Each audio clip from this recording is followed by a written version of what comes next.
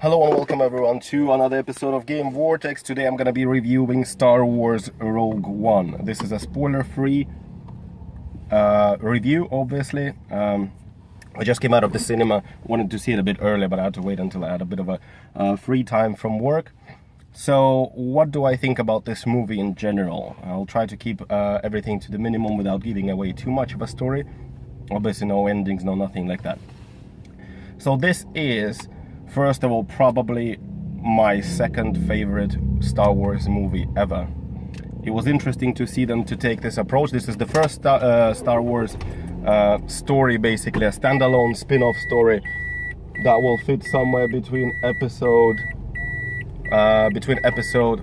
3 and 4. I think it was fucking epic. If you're really thinking if you should go and watch this movie, then I can tell you a couple of things. First, if you're a Star Wars fan, this is a must-see. Second, if you are not a Star Wars fan and just like good movies, this is also a must-see. This whole thing was just epic. The third act of the movie alone is just insanely good. Insanely good. Now, a little bit of the story that you probably already know is that there is this girl, forgot her name, I think her name was Jay or something like that. Her father was the creator of the Death Star. Well, not a creator, he was actually supposed to finish the weapons. And this also finally puts the answer to why the hell did they build this Death Star first. Probably took a lot of money and everything, the Empire, and basically got destroyed so easily. And this answers the question. So her father basically was sort of like a start of the rebellion.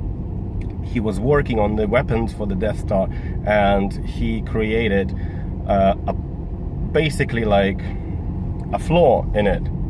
So he created, just apologize, something came out, my battery's running low. So he created a flaw that will allow it to be destroyed this easily if they target the reactor. And basically they assemble the team, Rogue One, and then they go off basically just massacring this thing. So at the beginning is a bit kind of weird. Like in the first 20 minutes of the movie, they've probably visited more planets than in the whole Star Wars trilogy before 4, 5 and 6, and definitely more than the episode 7. I actually love this more than episode 7, much more. I don't know why, but I was one of those people that didn't really like the episode 7 that much. I thought it was more of a rehash. And this also proves that you can get a story from start to end without having to split it into multiple movies. And it's a full package. It was just as long as it needs to be. The start is a bit slow. That's one of the negatives. It's a bit confusing at times. Then also what I didn't like a bit was the kind of some characters were very weak. They didn't get much development time. The characters that I loved is Donnie Yen. He was kicking ass, literally kicking ass. Apologize for that. Oh no. So he was kicking ass. The main character, the girl, was also great. It was also great. Now, about the good parts. This is the most action-packed Star Wars movie ever. Ever. Seriously, ever. And if you're a fan of space battles and war, combat, especially space battles, because the third act alone is worth the price of admission.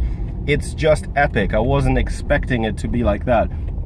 The fights that they have, the space with the Star Destroyers and X-Wing TIE Fighters, was just insanely good. It was epic. It was also amazing to see all those things recreated so faithfully and true to what it was, like with these old designs that just straight from episode 4, 5, 6. It was amazing. The Darth Vader is there. It doesn't get much of a screen time, but I'm telling you, like when you get to the end, you'll understand. It's like an icing to the cake. They actually made the Darth Vader scary again, and this is what I love. This is, as I said, a full package. Star battles 10 out of 10 alone. The space battles, sorry, star battles. Space battles 10 out of 10. Characters, most of them are weak apart from 2, 3 that are there. The droid is amazing. Once you get past the first 20 to 30 minutes of the movie, then the whole thing just turns into amazeballs fest. So if you're still thinking about if you should watch it or not, definitely watch it. I would give it a 9 out of 10 easily, and it's probably my second, if not the most favorite Star Wars movie of all time. Now, I'm gonna tell you that straight away. This is not a spoiler, but you know that because they announced it straight away. There aren't any Jedis there. There is no mystical shit, nothing like that. It's all hardcore battles. No Force stuff, nothing. I mean, there's obviously a lot of Easter eggs, and there's also a lot of, quite a few times when they mention the characters from other series, so on and so forth. So you will definitely enjoy it. I actually came there without expecting much, to be honest. Why? Because after episode 7, like when the episode 7 came out, I had such a high hopes, and for me it kind of felt like they just rehashed the New Hope. We're following pretty much the same old pattern when I wanted something new. So in this case, yeah, it's not great. Sorry, I'm just trying to concentrate that I don't get rear-ended by a car. Other than that, the movie is epic. Go and watch it today if you haven't seen it. I'm probably gonna go and watch it again if I have another chance, because usually you have to watch them at least twice. I'm definitely getting this on Blu-ray when that comes out. Also wanted to mention to you what few things is the music. I didn't really like the music. I know I felt like they should have used the composer and the music style from episode 4, 5 and 6. They went completely in their own direction. It's not bad, but it's not great as well, I would say. Music is one of the probably negative points, but everything else is a big plus. What else was there? There was quite a few interesting things to mention, but I don't want to spoil anything for you. That's the thing. The CG is great, it's amazing, it's one of the best looking movies to date. I was enjoying like the third act, as I said, it was just amazing. I'm glad that I got to see it.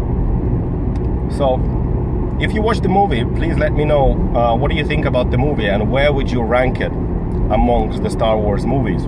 How do you think it compares to episode 7? If you haven't watched it, then go and watch it and answer me in the comments below. I would like to read that very, very much. So yeah, that's my review of the Star Wars Rogue One. If all next spin-offs are gonna be of the same quality, I'm on board with that.